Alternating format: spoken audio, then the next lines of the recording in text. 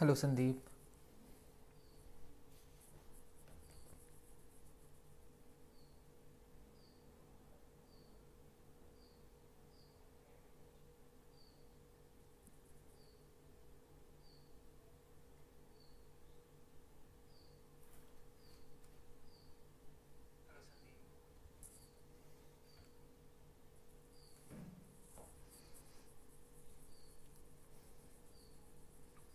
आ जाइए, जल्दी जल्दी स्टार्ट करते हैं फिर।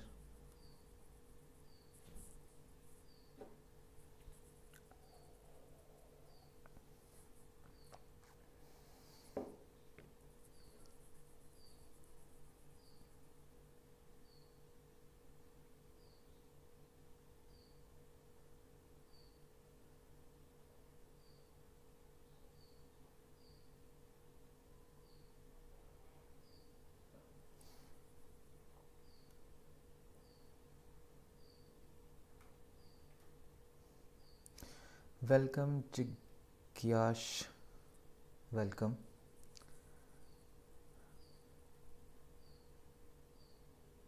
चलिए स्टार्ट करते हैं, ठीक है। सो कल हमने पढ़ना शुरू किया था, एक बार रिवाइज कर लेते हैं दोबारा से। कल हमने पढ़ना शुरू किया था restoration to new classical age drama. Restoration period हमने आपको बताया था कि किस तरह से चार्ल्स सेकंड जब गद्दी पर वापस लौटे थे तो उनके आने से वो रेस्टोरेशन पीरियड स्टार्ट हुआ था। ओके संदीप, अभी I have many things on my plate, तो आई डोंट थिंक सो कि I will be able to start those classes अभी हाल फिलहाल में एकदम से। बट हाँ, मेरा प्लान है DSSB के लिए क्लासेस स्टार्ट करने का, बैचेस स्टार्ट करने का इन फ्यूचर, तो मे बी वेरी सून, ठीक है। तो हमने रेस्टोरेशन स्टार्ट किया था। गुड आफ्टरनून मधु। और हमने बताया था रेस्टोरेशन में चार्ल्स सेकंड गद्दी पर बैठे थे वापस, ये उनकी फ़ोटो भी है जो आपको नज़र आ रही है इधर। हमने पढ़ा था कि रेस्टोरेशन एज में comedy of manners I, restoration tragedy के बारे में पढ़ा था, सेक्सुअल थीम्स का इंट्रोडक्शन हुआ, बहुत ही फ्रेंकली सेक्सुअल थीम्स को दिखाया जाने लगा था स्टेजेस के ऊपर। हीरोइक ड्रामा आया, ठीक है, हीरोइक ड्रामा जिसमें ट्रेजेडी और एपिक पोइट्री दोनों के तत्व होते हैं। वुमेन प्ले राइट्स का आना एक बहुत बड़ी घटना थी रेस्टोरेशन पीरियड में, खासतौर से एफ्रा बैन कर एक प्ले राइट आई थी, तो उनके बारे में हमने पढ़ा था। ये कुछ की फीचर्स थे रेस्टोरेशन एज के। इसके अलावा थोड़ा सा हीरोइक ड्रामा का क्रिटिसिज्म पढ़ा था हमने कि ब्लेमायस जैसे लोगों ने बहुत क्रिटिसाइज़ किया था हीरोइक ड्रामा को। जेरेमी कॉलियर का जिक्र किया था हमने, एक क्रिटिक का, जिन्होंने बहुत ज़्यादा क्रिटिसाइज़ किया था, मजाक उड़ाया था कई major restoration comedy playwrights का, ठीक है, जिसमें कॉनग्रीव, वेचर्ली शामिल थे। उन्हें लगता था कि ये लोग अश्लीलता लेकर आ रहे हैं स्टेज के ऊपर। और इनका एक लेख था, इनका एक पैम्फलेट था, a short view of the immortality and the profaneness of the English stage. ये बहुत फेमस है क्रिटिसिज्म की दुनिया में। फिर हमने ड्रामाटिस्ट पढ़ने शुरू करे थे रेस्टोरेशन एज के, और हमने जॉर्ज एथरीज को पढ़ लिया था। जॉर्ज एथरीज के बारे में हमने आपको बताया था कि कॉमेडी ऑफ मैनर्स के मास्टर कहलाते हैं। इनकी कई नोटेबल रचनाओं का जिक्र हमने किया था, जैसे कि द कॉमिकल रिवेंज या लव इन अ टब। इसके अलावा she would if she could, the main of mode या सर फॉपलिंग फ्लटर। ये तो PYQ भी है UGC नेट का, सर फॉपलिंग फ्लटर। तो ये इनकी सबसे फेमस कॉमेडी है। उनके स्टाइल और इन्फ्लुएंस की बात हुई थी, उनकी लेगेसी की बात हुई थी। आज हम यहाँ से विलियम वेचरली को पढ़ना शुरू करेंगे, जो रेस्टोरेशन एज के एक दूसरे फेमस प्ले राइट हैं, ठीक है। तो यहाँ से आज स्टार्ट होगा, तो स्टार्ट कर लेते हैं।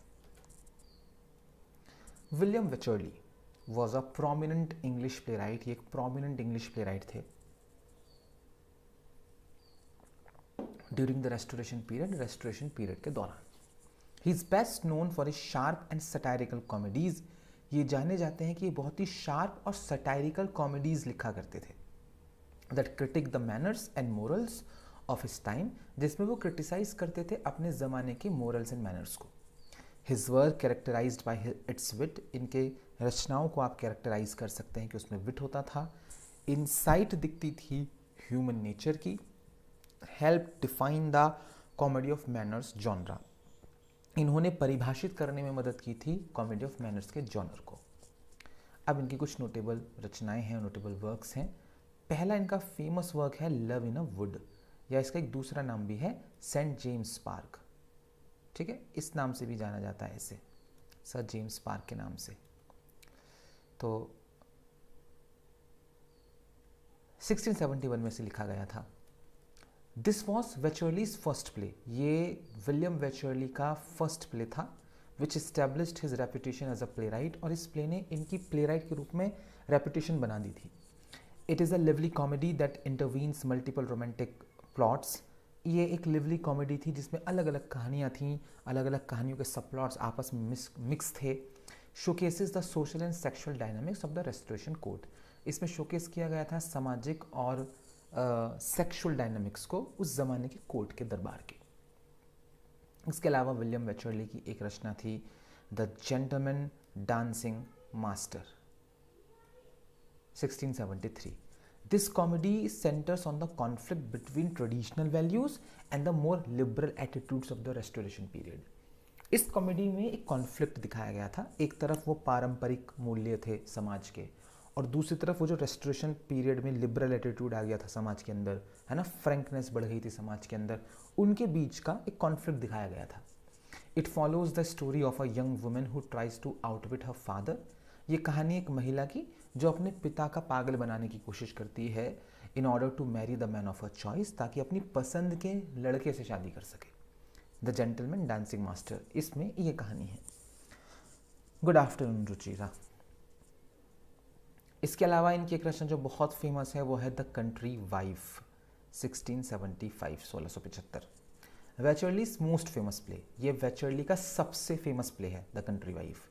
The country wife is renowned for its bawdy humour, country wife जो है ये रिनाउंड है, फेमस है अपने बाउडी ह्यूमर के लिए, इसमें बहुत ही अश्लील तरह का ह्यूमर है।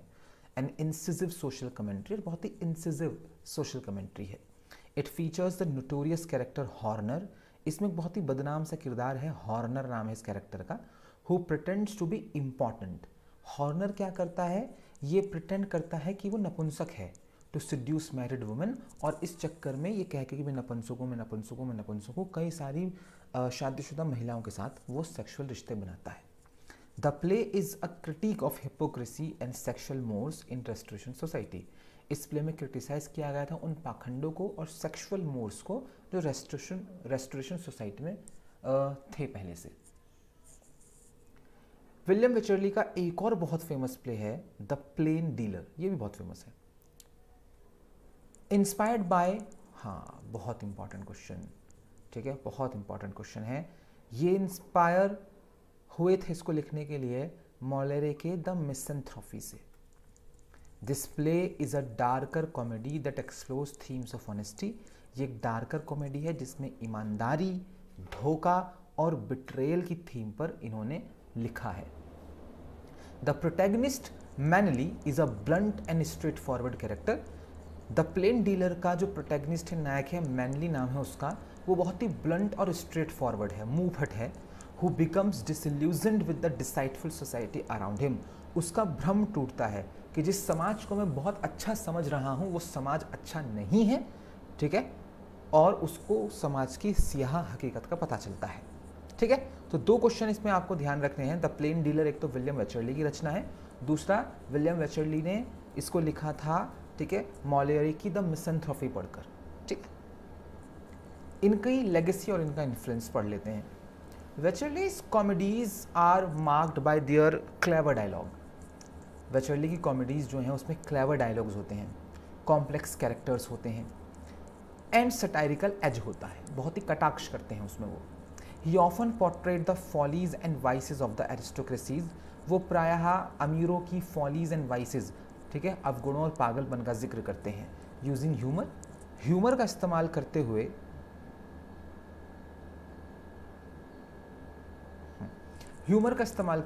टू एक्सपोज द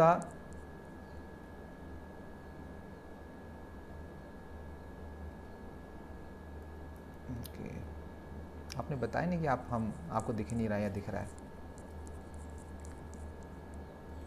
ये ज़्यादा बेहतर है। ये ह्यूमर का इस्तेमाल करते थे और एरिस्टोक्रेसी को एक्सपोज करते थे। ह्यूमर का इस्तेमाल करके ये प्रिटेंशंस को और हिपोक्रेसीज को एक्सपोज करते थे अपने कंटेम्प्रेरीज की। His work influence later playwrights. William Wycherley के वर्क ने आने वाले प्ले राइट्स को बहुत ही ज़्यादा इन्फ्लुएंस किया था, इंक्लूडिंग विलियम कॉनग्रीव, जिसमें विलियम कॉनग्रीव और रिचर्ड ब्रिंजली शेरिडन शामिल थे। अगला यही है विलियम कॉनग्रीव, ठीक है, 1670 से 1729। William Congreve was an influential English playwright, एक प्रभावशाली इंग्लिश प्ले राइट थे, कवि थे, who rose to prominence during the late restoration period, और ये काफ़ी लेट रेस्टोरेशन पीरियड में इनको प्रसिद्धि मिली और शुरुआती 18th सेंचुरी में। बॉर्न इन यॉर्कशायर इंग्लैंड, ये यॉर्कशायर इंग्लैंड में पैदा हुए थे। Congreve received his education in Ireland, Congreve की शिक्षा दीक्षा आयरलैंड में हुई, and later studied Trinity College in Dublin, बाद में ट्रिनिटी कॉलेज डबलिन में पढ़े थे। His early exposure to literature and drama ignited his passion for writing, बहुत ही कम उम्र में लिटरेचर से इनका सामना हो चुका था, ठीक है, ड्रामा से इनका सामना हो गया था, और उसने एक तीली लगा दी थी इनके पैशन में राइटिंग के लिए। तो फिर उन्होंने तय कर लिया था कि भाई मुझे तो राइटिंग करनी है, मैं तो लिखा करूँगा। Congreve's career as a playwright began with his debut play, Congreve का जो करियर था वो उनके डेब्यूट प्ले से ही शुरू हो गया था। इनका जो पहला प्ले था the old bachelor was premiered इन 1693, वो 1693 में प्रीमियम हुआ, ठीक है, स्टेज के ऊपर, and was well received for its sharp and comedic brilliance, लोगों को बड़ा पसंद आया क्योंकि बहुत ही शार्प विट थी उसमें और कॉमेडिक ब्रिलियंस नजर आ रही थी। He followed this success with other notable works, ये सफलता को उन्होंने जारी रखा। इनके जो अगले प्लेज आए बहुत इंपॉर्टेंट है, द डबल डीलर, ठीक है, एक तो इसको याद रखिएगा, और Love for Love, solidifying his reputation as a master of restoration comedy, ये मास्टर कहलाए रेस्टोरेशन कॉमेडी के।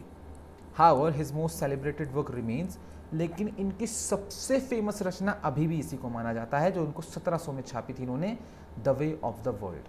ये एक सोफिस्टिकेटेड कॉमेडी ऑफ मैनर्स थी that is regarded as one of the finest examples of English drama, जो English drama के सबसे बेहतरीन एग्जाम्पल्स में से एक मानी जाती है। अगर कोई टीचर आपको कॉमेडी ऑफ मैनर्स टॉपिक समझा रहा है और उससे ये पूछा जाए कि फाइनेस्ट एग्जाम्पल बताइए कॉमेडी ऑफ मैनर्स का, तो 10 में से 9 प्रोफेसर्स या टीचर शायद आपको the Way of the world नाम बताएंगे कि ये फाइनेस्ट एग्जाम्पल है कॉमेडी ऑफ मैनर्स का, ठीक। नोन फॉर इस क्लेवर डायलॉग, ये जाने जाती थी इनकी रचनाएं कि इसमें बहुत ही क्लेवर डायलॉग लिखते थे, इंट्रिकेट प्लॉट्स होते थे बहुत ही ज़्यादा, कीन ऑब्जर्वेशन करते थे इंसानी बिहेवियर पर। Congreve's plays often satirize the manners and morals of his contemporary society, इसमें भी वो सटायर किया करते थे जो मैनर्स एंड मोरल्स होते थे अपने ज़माने के सोसाइटी के। His writing style combined wit with a deep understanding of social dynamics, इनका जो राइटिंग स्टाइल था उसमें विट तो थी ही, ऑब्वियसली कॉमेडी लिखेंगे बिना विट के तो लिख नहीं पाएंगे, लेकिन वो समझ बहुत रखते थे सोशल डायनामिक्स की। Making his works both entertaining and thought provoking, इसी वजह से इनकी कॉमेडीज एंटरटेनिंग भी होती थी और थॉट प्रोवोकिंग भी होती थी। जब ऑडियंस देखने जाती थी विलियम कॉनग्रीव के प्लेस को तो कई विचार लेकर आती थी बाहर। In addition to his theatrical achievements, अपने थिएट्रिकल अचीवमेंट्स के अलावा Congreve was also a poet of considerable talent, काफ़ी अच्छे खासे कवि थे कॉनग्रीव, काफ़ी अच्छे खासे। His poetic works though fewer in number than his plays, इनके जो पोएटिक रचनाएं हैं वो प्लेस से तो कम है नंबर में, शोकेस्ड हिज लिरिकल स्किल, लेकिन जो भी कुछ है इनका लिखा हुआ पोइट्री में वो दिखाता है कि इनके पास लिरिकल स्किल बहुत थी, एबिलिटी थी to evoke emotion through words, की वर्सेस के जरिए भी इमोशंस को इवोक कर सकते थे। डेस्पाइट हिज लिटरेरी सक्सेस, बावजूद इसके कि साहित्य में तो बड़े सफल रहे भाई ये, कॉनग्रीव फेस्ड क्रिटिसिज्म, कॉनग्रीव को बहुत ही क्रिटिसिज्म भी फेस करना पड़ा, ठीक है, फ्रॉम मोरलिस्ट्स लाइक जेरेमी कॉलियर, कुछ मोरलिस्ट के द्वारा जैसे कि जेरेमी कॉलियर, जिनका जिक्र हमने कल भी किया था, हमने कल आपको बताया था ना कि जेरेमी कॉलियर को सबसे प्रॉब्लम थी, who condemned the perceived immortality of restoration comedies, Jeremy Collier ने निंदा की थी वो जो इमोर्टैलिटी, वो जो अश्लीलता, वो जो अनैतिकता रेस्टोरेशन कॉमेडीज में दिखाई जा रही थी। तो जेरेमी कॉलियर ने विलियम कॉनग्रीव को भी बहुत क्रिटिसाइज किया था। This criticism along with changes in public taste, एक तो ये क्रिटिसिज्म हो गया, फिर पब्लिक का टेस्ट बदल रहा था, led Congreve to eventually retire from working for the stage, Congreve ने रिटायरमेंट ले लिया कि मैं स्टेज के लिए कुछ लिखूंगा ही नहीं। He later focused on other pursuits, बाद में इन्होंने दूसरे काम करने शुरू करिए, इंक्लूडिंग गवर्नमेंट सर्विस, जिसमें सरकारी नौकरी शामिल है। William कॉन्ग्रीव्स legacy in English literature is enduring. William Congreve की जो ये लेगेसी है इंग्लिश लिटरेचर में वो बहुत ही एंड्योरिंग है। His plays continue to studied and performed, इनके प्लेस आज भी पढ़े जा रहे हैं, परफॉर्म हो रहे हैं। वैल्यूड फॉर देयर विट, हम उनके मूल्य को समझते हैं कि इसमें विट है, इनसाइट है ह्यूमन नेचर की, कंट्रीब्यूशन है इनका डेवलपमेंट ऑफ कॉमेडी में, इंग्लिश थिएटर की। Congreve's impact on drama and his influence on subsequent generations of playwrights, Congreve की जो छाप है ड्रामा के ऊपर, उनका जो प्रभाव है आने वाली जनरेशंस पर प्लेराइट की, इंश्योर हिज लास्टिंग प्लेस, वो इंश्योर करता है कि इनका कभी ना खत्म होने वाली जगह है in the canon of English literature, English literature के कैनन में। अब सबसे इंपॉर्टेंट शख्स पर्सनली उस दौर की, एफ्रा बैन, पूजी जानी चाहिए, ठीक है, टू बी ऑनेस्ट, ख़ास तौर से महिलाओं की तरफ से। मुझे ऐसा लगता है कि आज की हर एक लड़की को एफ्रा बैन को पूजना चाहिए, तो ये देवी है भाई। सुनिए इनके बारे में। एफ्रा बैन 1640 से 1689 1689 stands as a significant figure in English literature, ये एक सिग्निफिकेंट फिगर है इंग्लिश लिटरेचर की। Acclaimed for her groundbreaking contributions, इन्हें जाना जाता है, ठीक है,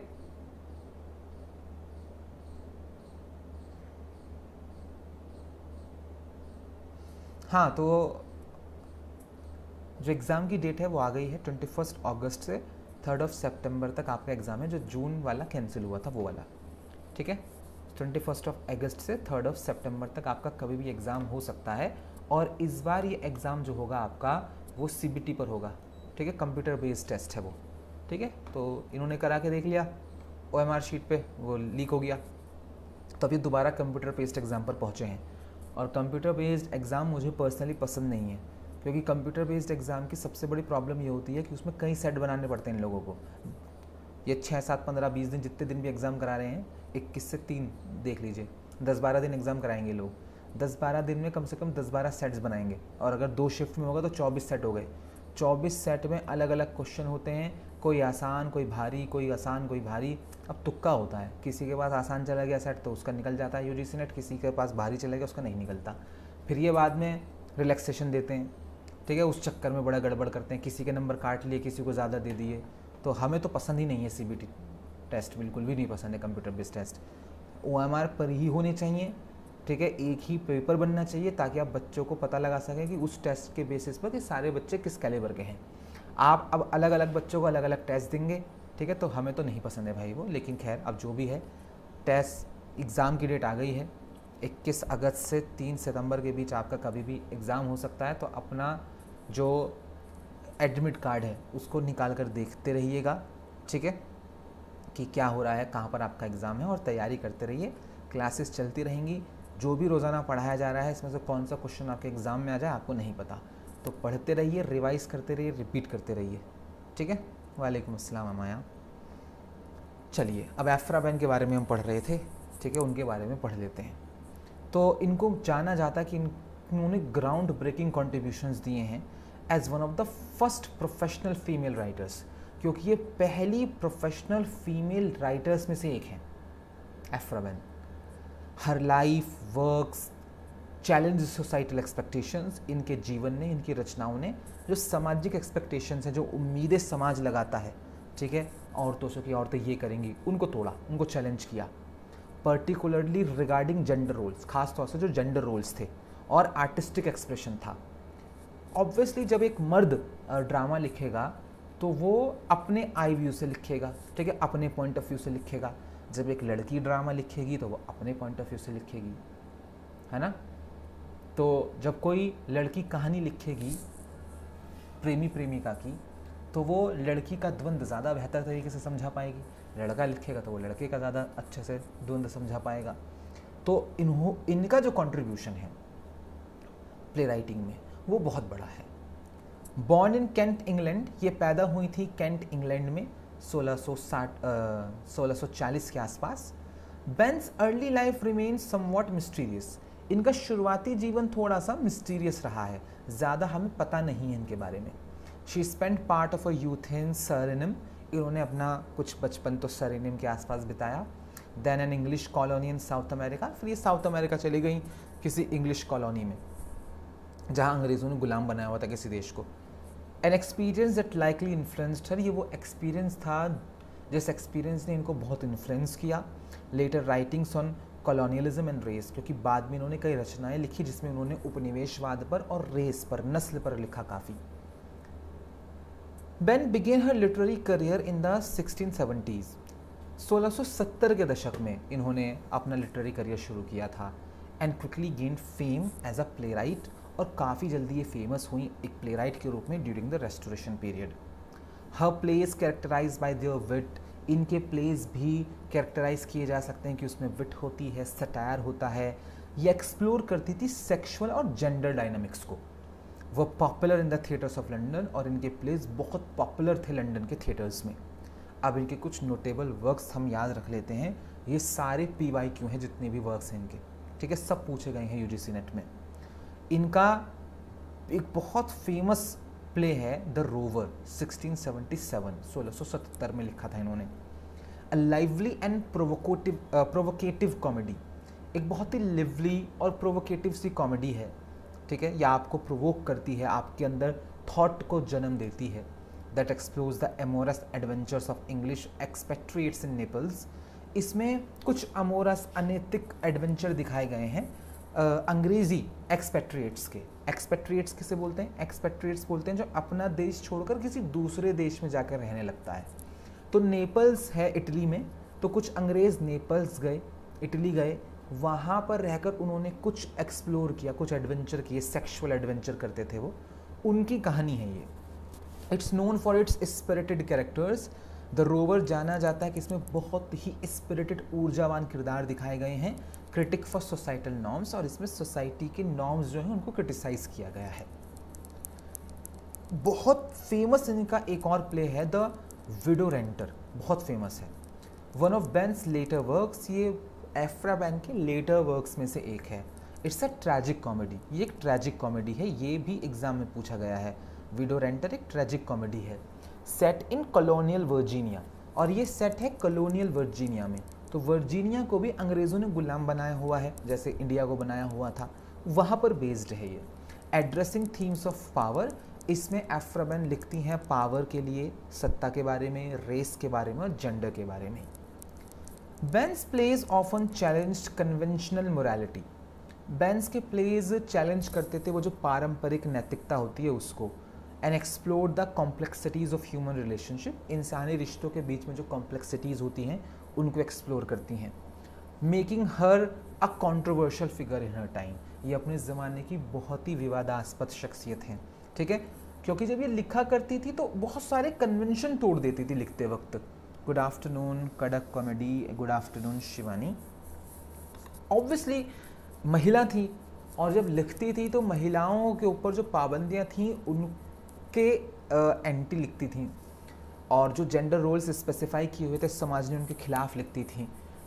तो बहुत कंट्रोवर्शियल फिगर थी उस ज़माने की। In addition to her theatrical works, अपने थिएट्रिकल रचनाओं के अलावा Behn wrote poetry and prose, Aphra Behn ने पोइट्री और प्रोज दोनों लिखे। हर नॉवल, बहुत इंपॉर्टेंट क्वेश्चन है और PYQ है फिर से, औरुनो को, इनका एक नॉवल था औरुनो को, 1688 में लिखा था। Is considered one of the earliest English novels, ये शुरुआती इंग्लिश नॉवेल्स में से एक माना जाता है। नॉवेल्स आपको अलग से पढ़ाए जाएंगे, अभी ड्रामा चल रहा है, फिर प्रोज पोट्री चलेगा, फिर प्रोज चलेगा, तो नॉवेल्स के बारे में बात होगी आप लोगों से हमारी। लेकिन नॉवेल्स जो पॉपुलराइज्ड होंगे वो 18th सेंचुरी में होंगे, जाके 18th सेंचुरी में नॉवेल्स लिखे जाएंगे। तो जो शुरुआती नॉवेल्स मिलते हैं हमें, उन शुरुआती नॉवेल्स में से एक है औरुनो को, एफ्रा बैन ने जो लिखा था। And is notable for its portrayal of a tragic love story, और ये बहुत ही फेमस है क्योंकि इसमें पोर्ट्रेयल है एक ट्रैजिक लव स्टोरी का between an enslaved African prince, एक तरफ गुलाम बना लिया गया अफ्रीकन राजकुमार है, एंड इज बिलवर्ड इमोइनिडा, और उनकी एक प्रेमिका है जिसका नाम है इमोइंडा, ठीक है। The novel is also significant for its commentary on slavery and colonialism, ये नॉवल बहुत ही ज़्यादा सिग्निफिकेंट है क्योंकि इसमें एफ्रा बेन ने गुलामी के ऊपर कमेंट किया है, उसे गलत बताया है, ठीक है, और कॉलोनिज्म को गलत बताया कि तुम जो किसी भी देश में जाके गुलाम बना ले रहे हो, ठीक है, वो बड़ा गलत है। नाइजीरिया जा रहे हो, वहाँ गुलाम बना ले रहे हो, ठीक है, और किसी और दूसरे देश में जा रहे हो, उसे गुलाम बना रहे हो, इंडिया जा रहे हो, इंडिया को गुलाम बना रहे हो, तो वो कॉलोनिज्म जो है, उपनिवेशवाद जिसे बोलते हैं, उसको क्रिटिसाइज़ करती हैं इसमें, इसलिए बहुत फेमस हो जाता है नॉवल और बहुत इंपॉर्टेंट हो जाता है। अब एक बहुत इंपॉर्टेंट कोटेशन है एफ्रा बेन को लेकर, और वर्जीनिया वुल्फ को हम सब जानते हैं और पढ़ेंगे भी वर्जीनिया वुल्फ को हम आगे जब पहुँचेंगे उस दौर तक। तो वर्जीनिया वुल्फ का एक एस्से है अ रूम ऑफ वंस ओन करके, एक क्रिटिसिज्म है, उसमें एफ्रा बेन को लेकर एक बात बोली, ought to let flowers fall upon the tomb of Aphra Behn. हम सारी औरतों को मिलकर एफ्रा बेन के मकबरे पर फूल चढ़ाने चाहिए। फॉर इट वॉज शी, क्योंकि ये वही थी, who earned them the right to speak their minds, कि इन्होंने ही हमें वो अधिकार दिलाया था कि हम अपने दिमाग की बात कह सकें, जो हमारे मन में चल रहा है वो कह सकें, और ये हकीकत है। एफ्रा बेन नहीं होती तो फीमेल प्लेराइट्स, पोएट्स, राइटर्स शायद नहीं होती, ठीक है। तो एफ्रा बेन का योगदान बहुत बड़ा। बेन्स writing style was marked by it's boldness and candour. बेन्स का जो राइटिंग स्टाइल था, जो शैली थी, वो बोल्डनेस के साथ लिखती थी, कैंडोर के साथ लिखती थी। Addressing topics such as sexuality, वो ऐसे टॉपिक्स को एड्रेस करती थी अपने प्लेज में, अपने प्रोज में, जैसे सेक्सुअलिटी हो गया, पावर डायनेमिक्स हो गया, विद अ फ्रेंकनेस, और बहुत ही फ्रेंकनेस के साथ करती थी। That was unusual for her era, और उस जमाने में वो बहुत ही अनयूजुअल था, बहुत ही ज़्यादा अनयूजुअल। हर works often portrayed strong female characters, इनके रचनाओं में प्रायः बहुत स्ट्रॉन्ग फीमेल कैरेक्टर्स होती थी। हु चैलेंज सोसाइटल नॉर्म्स, ऐसी फीमेल कैरेक्टर जो सोसाइटी को चैलेंज करती थी। असर्टेड देयर ओन एजेंसी, अपनी खुद की एजेंसी असर्ट करती थी कि नहीं, मैं तय करूँगी मुझे क्या करना है, मैं तय करूँगी मुझे किससे शादी करनी है, मैं तय करूँगी कि मुझे क्या खाना है, ठीक है। तो इस तरह के कैरेक्टर लिखे जाते थे जो उस ज़माने में बहुत अनयूजुअल थे, न केवल स्टेज पर बल्कि समाज में भी नहीं मिलती थी ऐसी औरतें। डेस्पाइट फेसिंग फाइनेंशियल डिफिकल्टीज, अब देखो जो प्रॉब्लम अभी तक है 2024 तक, बॉलीवुड में हीरोइनों को ज़्यादा पैसा नहीं मिल रहा जितना पैसा हीरोज़ को मिल रहा है ना, हीरोइंस को नहीं मिल रहा। ऐसे ही वर्क प्लेसेस पे भी होता है, किसी फीमेल एम्प्लॉय को किसी कंपनी में भैया कम पैसा मिलता है, मेल को ज़्यादा मिलता है, ठीक है। तो और हम तो बात कर रहे हैं भाई 1640, ठीक है, रेस्टोरेशन पीरियड की, तो बहुत फेमस रही, बहुत फेमस इनके प्लेज रहे, लेकिन पैसा नहीं कमाया इन्होंने क्योंकि देता नहीं था कोई। Despite facing financial difficulties and criticism, financial difficulties भी फेस करी, क्रिटिसिज्म भी झेला ड्यूरिंग हर लाइफ टाइम, अपने पूरे जीवन काल में। Aphra Behn's legacy as a pioneer of English literature, लेकिन इनकी लेगेसी पायोनियर है इंग्लिश लिटरेचर में, has grown over the centuries, और ये बढ़ी है जैसे जैसे सदियाँ बीती हैं। एफ्रा बेन ने रास्ता दिखाया अगली पीढ़ी को औरतों की कि लिखो भाई। She pave the way for future generation of women writers, इन्होंने रास्ता बनाया था, ठीक है, जो फ्यूचर जनरेशन थी वुमेन राइटर्स की उनके लिए। And continues to be celebrated for her daring, और आज भी इन्हें सेलिब्रेट किया जाता है क्योंकि ये बहुत ही डेयरिंग और इनोवेटिव कॉन्ट्रीब्यूशंस देकर गई थी लिटरेचर को, थिएटर को और फेमिनिस्ट डिस्कोर्स को। और ये समझ लीजिए कि जितने भी बड़े बड़े नाम हम जानते हैं ना फीमेल राइटर्स के या पोएट्स के, कभी ना कभी किसी ना किसी मौके पर हर फीमेल राइटर, प्ले राइट, ठीक है, पोएटिस्ट ने एफ्रा बेन को श्रद्धांजलि ज़रूर दी है किसी न किसी किताब में, क्योंकि दे नो कि ये क्या कर गई हैं, ठीक है भैया। तो ये थी एफ्रा बेन, एक हीरो, ठीक है, और सही वर्ड शीरो उस ज़माने की। रेस्टोरेशन पीरियड में एक आदमी और आया, जॉन वैनब्रा, 1664 से 1726 तक। इनके बारे में पढ़ लेते हैं, ठीक है। पानी पीते हैं, पहले ब्रेक लेते हैं एक।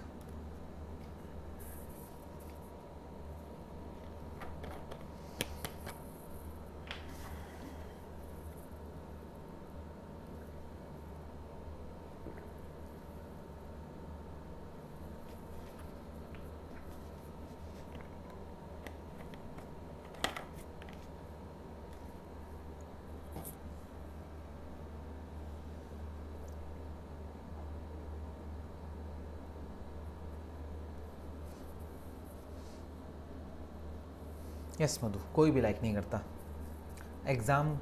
या तो अगर आपको कंप्यूटर बेस्ड टेस्ट भी लेना है तो इतने बच्चे नहीं होते हैं यूजीसी नेट में, ठीक है। इंग्लिश कितने ही बच्चे दे रहे होंगे इंग्लिश में यूजीसी नेट, मतलब 1 लाख, वो भी शायद मैं ज़्यादा बता रहा हूँ, ठीक है। तो आप ले सकते हैं एक दिन में, कंप्यूटर बेस्ड टेस्ट भी एक दिन में हो सकता है उन लोगों का, पॉसिबल है। एसएससी में कितने कितने बच्चे बैठते हैं, ठीक है, लेते हैं ना लाखों लाखों बच्चों के एसएससी में टेस्ट, तो हो सकता है, लेकिन पता नहीं क्यों नहीं लेते हैं। अब गड़बड़ हो जाएगी, सारी मेरिट का नाश हो जाएगा। चलिए स्टार्ट करें, जॉन वैनब्रा को पढ़ना शुरू करते हैं, ठीक है। सुनिए, John Vanbrugh was an English architect, ये एक इंग्लिश आर्किटेक्ट थे, ठीक है, और प्ले राइट थे, ठीक है, नाटक लिखा करते थे।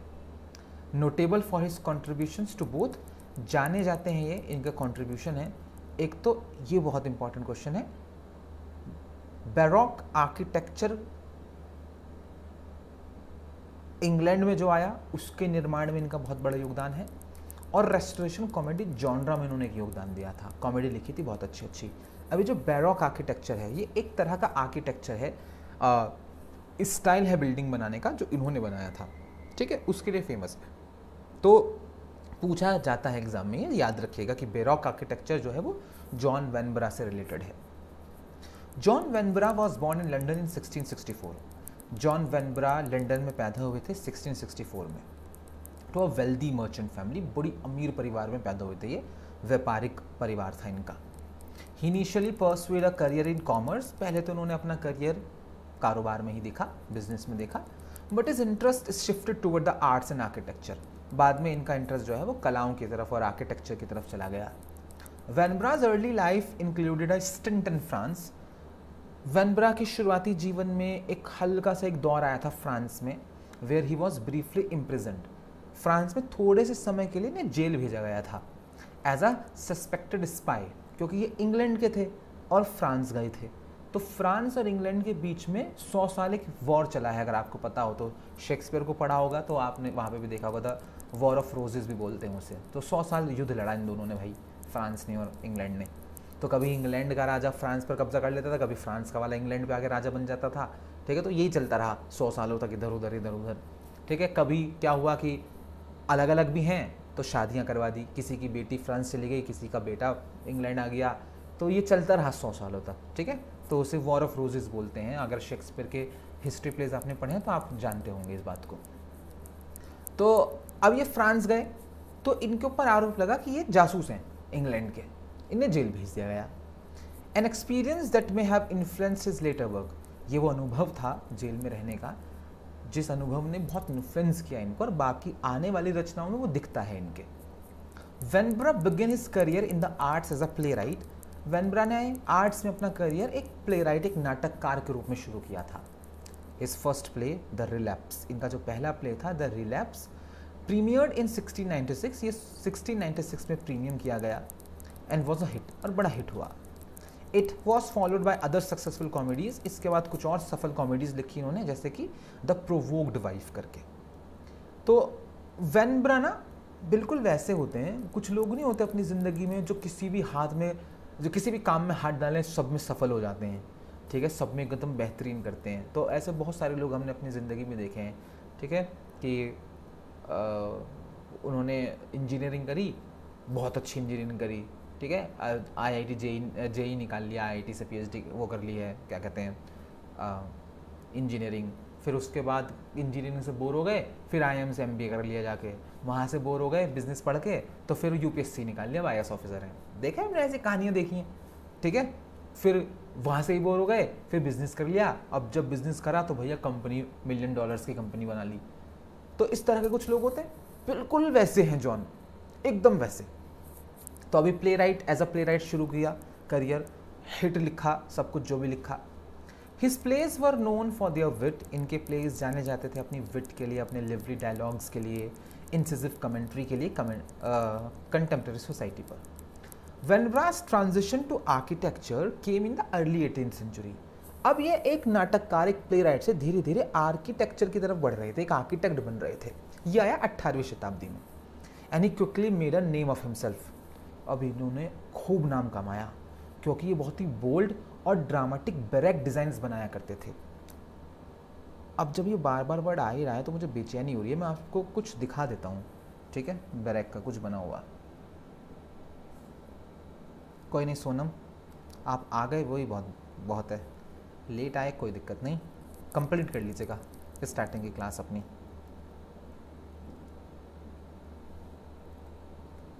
एक मिनट दीजिए हमें। आप जब कभी यूरोप घूमने जाएंगे, ठीक है, और यूरोप के जो भी पुराने महल वहल आप देखेंगे, ठीक है, और वो सब बैरोक डिज़ाइंस के बने होंगे, और उस डिज़ाइन को बनाने का सारा श्रेय इसी आदमी को जाता है, ठीक है। स्क्रीन पर देखिए, मैं आपको स्क्रीन पर कुछ दिखा रहे हैं। देखिए जैसे ये है, ये बैरोक डिज़ाइन है, ये ये ये ये ये इस तरह की जो शैली है, ठीक है, निर्माण की, ठीक है, इसको बोलते हैं बैरोक। और ये इसके मास्टर हैं भैया, और उन्होंने कई बोल्ड डिज़ाइंस बनाए हैं, कई बोल्ड डिज़ाइंस बनाए हैं। ये सब बैरोक डिज़ाइंस हैं, जिसे हम यूजुअली कह देते हैं कि ये ब्रिटिश अंग्रेज़ बना गए हैं। इंडिया में बहुत सारे बैरोक डिज़ाइंस पर वो हैं बने हुए, ठीक है। तो जैसे आई थिंक ये फ़ोटो इंडिया का ही है जो अभी इस वक्त स्क्रीन पर है। Basilica of Bom Jesus, a world heritage site in style and community, it has Xavier. हाँ आई थिंक ये गोवा वाला है, क्योंकि हम गए हुए हैं यहाँ पर, ठीक है, एकदम हमें याद आ गया इसे देख के। जैसे ये गोवा में है भाई, जो अभी आपके स्क्रीन पे फ़ोटो दिख रहा है, the basilica of Bom Jesus, ठीक है। तो अभी जब हम इसे देखेंगे तो हम क्या बोल देंगे, अंग्रेज़ों का बनाया हुआ है, हाँ शैली है एक, ठीक है। तो बैरक बोलते हैं शैली को। तो I may be pronouncing it wrong, ठीक है, तो मुझे नहीं पता सही प्रोनाउंसिएशन क्या होगा इस वर्ड का, बट ये एक शैली है, और इसके मास्टर हैं हमारे जॉन वेनब्रा, ठीक है।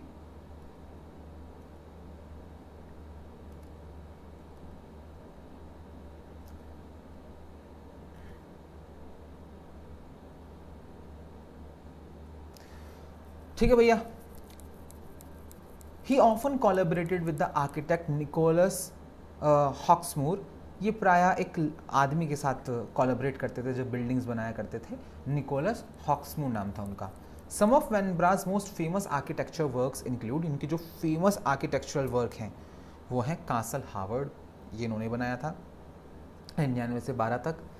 इन्होंने ब्लेनहाइम पैलेस बनाया, इन्होंने सेटन डेलेवल हॉल बनाया, इन्होंने किंग्स वेस्टर्न हाउस बनाया। ये कुछ जाने माने इनके डिज़ाइंस थे जो उन्होंने बनाए थे, निर्माण किए थे उस दौर में।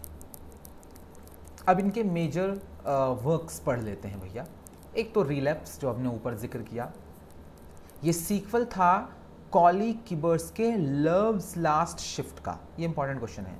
तो कॉली किबर नाम के एक प्ले राइट रहे हैं इनके पूर्वज, उन्होंने लव्स लास्ट शिफ्ट लिखा था, उसका सीक्वल था द रिलैप्स, जो इनका पहला प्ले था।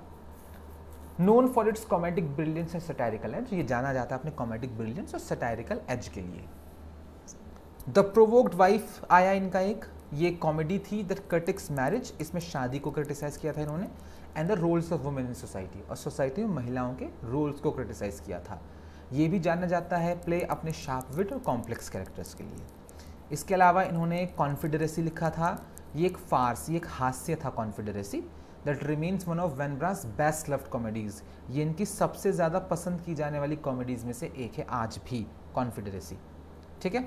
और याद रखिएगा कॉन्फिडरेसी एक फार्स, एक हास्य है, और फार्स हम आपको पढ़ा चुके हैं, पहले या दूसरे दिन ही पढ़ा दिया था आपको फार्स हमने, टाइप ऑफ कॉमेडीज़ में। Known for its lively characters and humorous plot, इसमें कई ऊर्जावान कैरेक्टर्स और ह्यूमरस प्लॉट हैं। प्रोवोक्ड हस्बैंड लिखा था इन्होंने एक, को रिटन विद कॉली किबर के साथ मिलकर लिखा था इन्होंने ये। कंप्लीटेड एंड परफॉर्म्ड पॉस्टमसली, ये पूरा हुआ और छपा, परफॉर्म हुआ इनके मरने के बाद। A successful play that critics the social modes of the time, ये एक सक्सेसफुल प्ले था और इन्होंने उस जमाने के सामाजिक मोड्स को इसमें क्रिटिसाइज किया था, मूल्यों को क्रिटिसाइज किया था, ठीक है। तो हमने क्या क्या पढ़ लिया, एक बार फिर से रिवाइज करा देते हैं आपको। तो हमने आज विलियम वेचरली से पढ़ना शुरू किया था, कल कॉन्ग्रीव हमने पढ़ा था, विलियम वेचरली पढ़ा हमने, उसके बाद विलियम कॉन्ग्रीव पढ़ा, अच्छा हमने कल एथरीज पढ़ा था, एफ्रा बैन को पढ़ लिया हमने, ठीक है, और उसके बाद हमने जॉन वैनब्रा को पढ़ा है।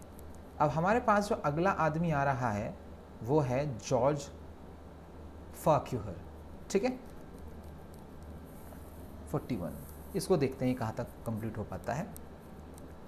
George Farquhar was an Irish playwright. एक तो यही क्वेश्चन इंपॉर्टेंट है कि ये आयरिश हैं, एक आयरिश प्ले राइट हैं रेस्टोरेशन एरा के, best known for his lively comedies, या अपने लिवली कॉमेडीज़ के लिए जाने जाते हैं। द डिपिक्टेड द मैनर्स, जिसमें वो डिपिक्ट करते थे उन मैनर्स एंड मोरल्स को जो उनके ज़माने के थे, विद विट एंड विवेसिटी, विट और विवेसिटी के साथ। His work remains influential in the history of English theatre, English theatre के इतिहास में इनकी रचनाएं इन्फ्लुएंशियल हैं। George Farquhar was born in Londonderry, ये लंडन डेरी में पैदा हुए थे, आज इसे डेरी बोलते हैं सिर्फ, आयरलैंड में, 1677 में। He attended Trinity College in Dublin, ये ट्रिनिटी कॉलेज गए डबलिन के, but left without a degree, लेकिन डिग्री नहीं ले पाए। Initially Farquhar pursued a career as an actor, starting में एज एन एक्टर इन्होंने करियर अपनाया, but an accident during a stage performance, stage perform कर रहे थे, एक्सीडेंट हुआ वहाँ पर, led him to abandon acting, acting छोड़ दी एंड टर्न टू राइटिंग, और राइटिंग में लग गए। Farquhar's plays are noted for their lively dialogue, इनके प्लेज जो हैं वो जाने जाते हैं, उसमें लिवली डायलॉग्स होते हैं, इंगेजिंग प्लॉट्स होते हैं, इंसाइटफुल सोशल कमेंट्री होती है। डिस्पाइट हिज शॉर्ट लाइफ, बहुत छोटी सी जिंदगी बिताई है इन्होंने, जैसे आप देख सकते हैं 1677 से 1707 तक ही रहे सिर्फ ये। तो he made a significant impact on English drama, बावजूद इसके बहुत अच्छा खासा इम्पैक्ट छोड़ा इन्होंने इंग्लिश ड्रामा पर। Farquhar's work often reflects his own experiences, Farquhar's की रचनाओं में उनके खुद के अनुभव होते थे, खुद की ऑब्जर्वेशंस होती थी, ठीक है, उस दुनिया की ऑब्जर्वेशन जो उनके आसपास थी, जो देखा करते थे। Making his plays relatable and enduring, इस वजह से इनके प्लेज रिलेटेबल थे और एंड्योरिंग थे। इनके कुछ मेजर रचनाएं हैं, लव एंड अ बॉटल, 1698 में लिखा था ये प्ले इनका। फार्क्यूहर्स फर्स्ट प्ले है ये, love and a bottle, which established his reputation as a playwright, यहाँ से ये as a playwright establish हो गए थे। ये कॉमेडी है that explore themes of love, इसमें प्यार, धोखा और एम्बिशन की बात हो रही है। एक था कॉन्स्टेंट कपल, 1699, सबसे सफल प्ले है इनका ये, मेरे according, one of Farquhar's most successful plays. Centres the adventures of sir Harry Wildair, इसमें एक कैरेक्टर है सर हैरी विल्डेयर, ठीक है, उसके एडवेंचर्स पर केंद्रित है, a charming and rakish character. Spawned a popular sequel, इसका एक सीक्वल भी बनाया था इन्होंने सर हैरी विल्डेयर के नाम से ही, जो इसमें कैरेक्टर था उसी कैरेक्टर को टाइटल बनाया और एक इसका सीक्वल लिखा था कॉन्स्टेंट कपल का, जो हम आगे पढ़ेंगे। Sir Harry Wildair, a sequel to constant couple continues the exploits of the charismatic sir Harry Wildair, sir Harry Wildair का जो कैरिज्मेटिक कैरेक्टर था उसके एक्सप्लोटेशंस को कंटिन्यू करते हैं इसमें वो। इसके अलावा द आई कॉन्स्टेंट लिखा था इन्होंने 1702 में, ये कॉमेडी थी that examines themes of Fidelity and loyalty, इसमें वफा, ठीक है, और वफादारी, इसको इन्होंने एक्सप्लोर किया था। Known for its witty dialogue, इसमें बहुत अच्छे डायलॉग्स थे और इंगेजिंग कैरेक्टर्स थे। द ट्विन राइवल्स लिखा था 1702 में ही इन्होंने, a comedy about mistaken identities, एक कॉमेडी थी जिसमें मिस्टेकन आइडेंटिटीज़ की बात हुई थी और रोमांटिक एंटेंगलमेंट्स की बात हुई थी। Demonstrates Farquhar's skill in creating intricate plots and lively interactions, ये प्ले डेमोन्स्ट्रेट करता है कि कितने स्किलफुल थे फार्क्यूहर जब वो इंट्रिकेट प्लॉट्स लिख सकते थे, बहुत ही उलझे हुए प्लॉट्स लिखते थे और बहुत ही लिवली इंटरेक्शंस दिखाते थे कैरेक्टर्स के बीच में, बातचीत दिखाते थे बहुत अच्छी। इसके अलावा द रिक्रूटिंग ऑफिसर था 1706 में इनका एक play, one of Farquhar's most enduring works, ये भी बहुत फेमस है इनका।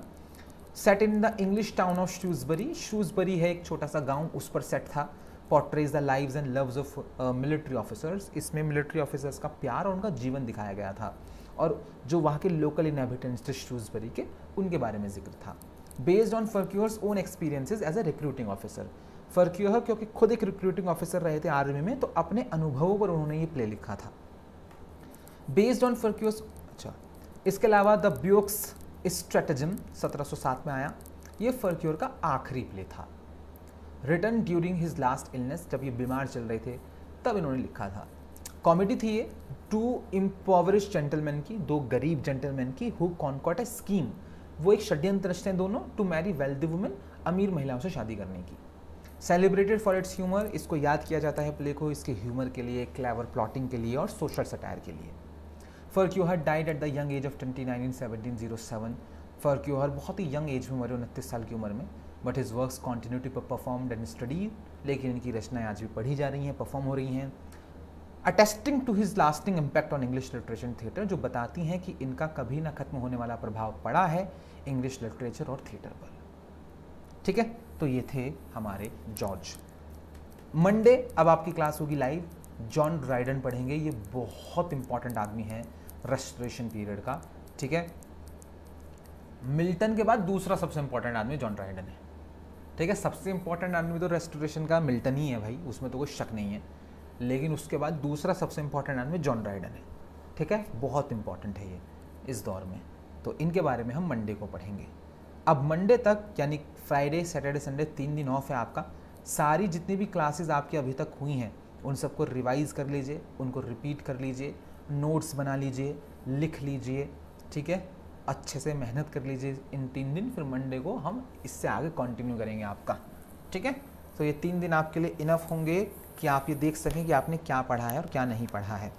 आज टेलीग्राम के ग्रुप पर हमने कुछ वीडियोस के लिंक भेजे थे जिनका जिक्र हम कल की क्लास में कर रहे थे, जैसे प्यूरिटन्स कौन होते हैं और कैथोलिक्स और प्रोटेस्टेंट्स में क्या फ़र्क होता है।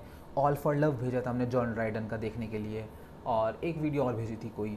तो टेलीग्राम के ग्रुप पर अगर आप नहीं हैं तो उसको ज्वाइन कर लें, ताकि इस तरह की वीडियोस जो आपके एग्ज़ाम के लिए इम्पॉर्टेंट हैं आप उन्हें देख सकें।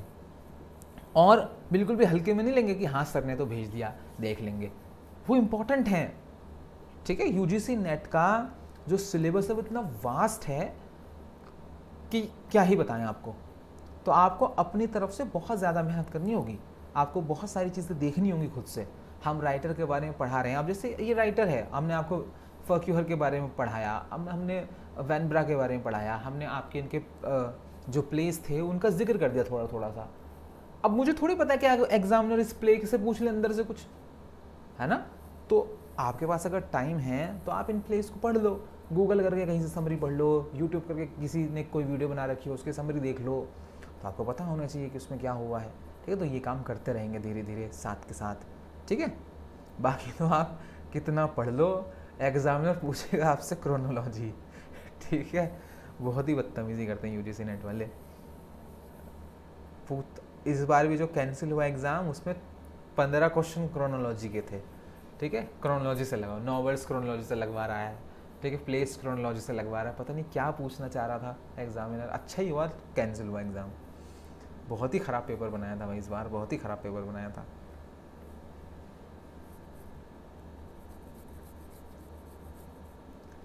ठीक है, बाकी भैया फिर से बता रहे हैं यूपी टीजीटी का एक बैच बन रहा है 29 जुलाई से, मंडे से रात को 9 बजे।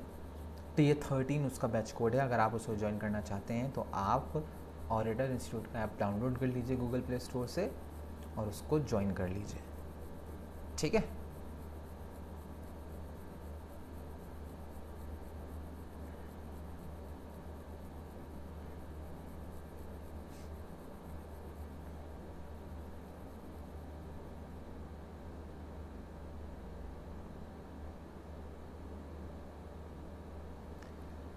और भैया वीडियो शेयर कर दीजिए ये। ठीक है,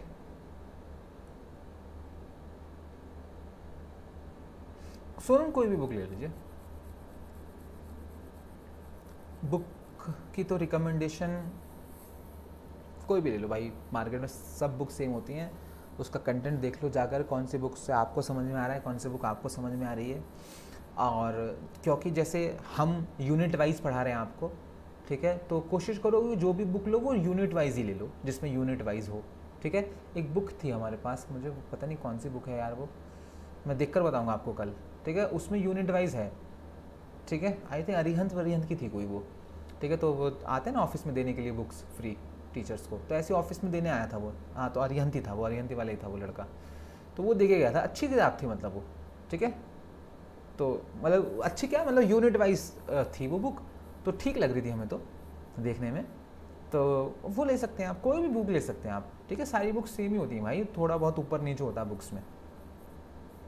कोई टीचर अगर अच्छे से नोट्स क्रिएट कर रहा हो तो वो अलग बात है, ठीक है। जैसे हम अगर नोट्स बनाए यूजीसी नेट के तो ऑब्वियसली हम उसमें एक्स्ट्रा एफर्ट करेंगे। पब्लिकेशंस वाले तो सारी बुक सेम ही होती हैं, कॉपी कट पेस्ट करते हैं वो टॉपिक्स को। तो कोई भी बुक ले लीजिए आप।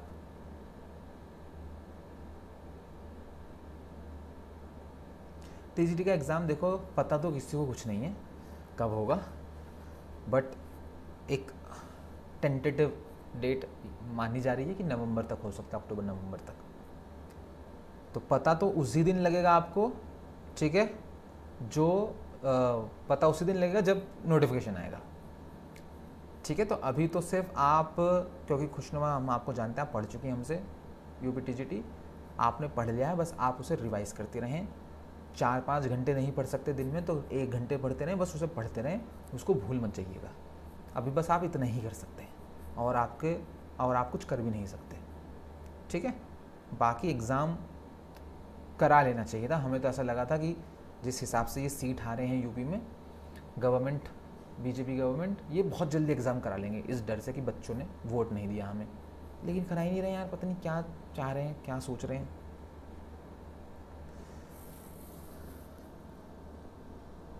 WJ लॉन्ग की बुक, वो ये मैंने नहीं पढ़ी ना, मतलब देखी नहीं कभी। अगर अच्छी बताते हैं तो फिर वो अच्छी होगी, है ना। स्टूडेंट्स क्योंकि पढ़ते हैं बुक्स को, तो वो अच्छी होगी फिर।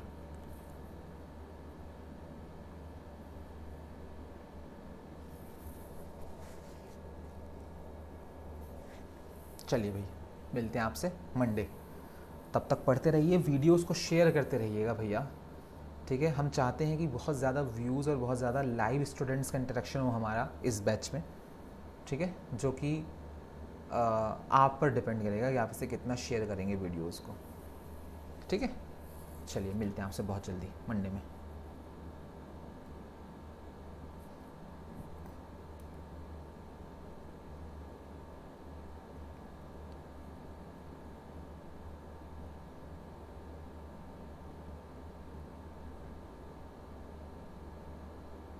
You're welcome, Madhu.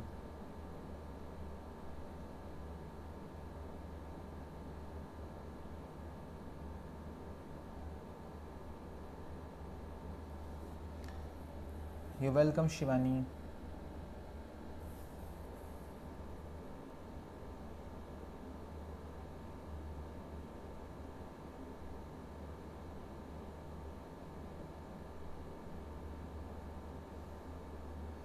Welcome, Karuna.